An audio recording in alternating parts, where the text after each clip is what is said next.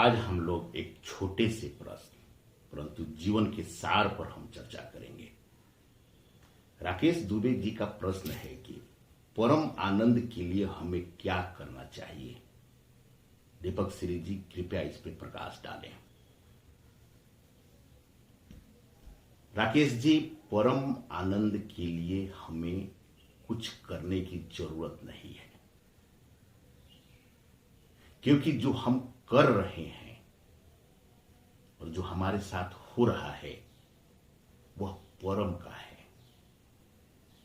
केवल उसके निहित आनंद को पहचान जाए हम, तो हमें परम आनंद की अनुभूति होने लगेगी। उसी प्रकार जो हमारे साथ हुआ है और जो हमने किया है या जो हमारे साथ होगा और जो हम करेंगे वह परम का ही है। और उस परम में निहित आनंद को अगर हम पहचान लेते हैं, अनुभूति कर लेते हैं, तो वही परम आनंद है। यह संसार में हर एक परम का है, इसीलिए सब में परम आनंद है।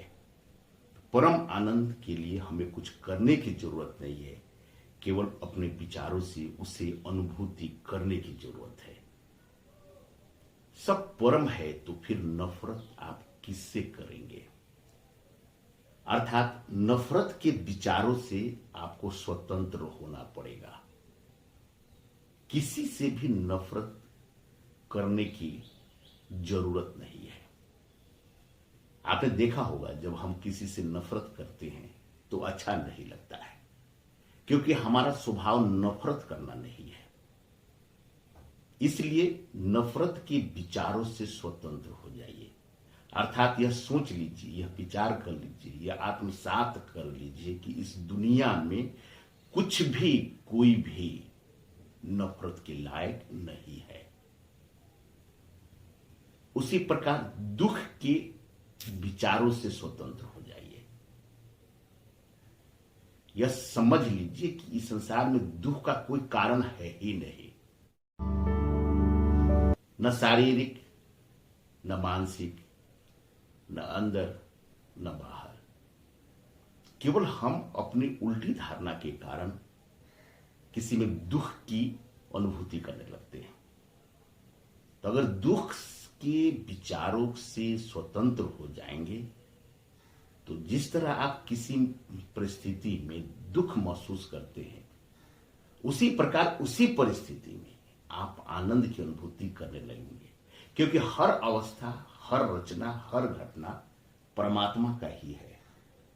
और जब परम का है तो उसमें निहित आनंद जरूर है, और उस निहित आनंद की अनुभूति ही परम आनंद है।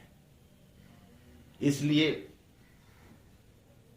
हमें अपने नफरत से स्वतंत्र होना है, हमें अपने दुख के विचारों से स्वतंत्र होना है।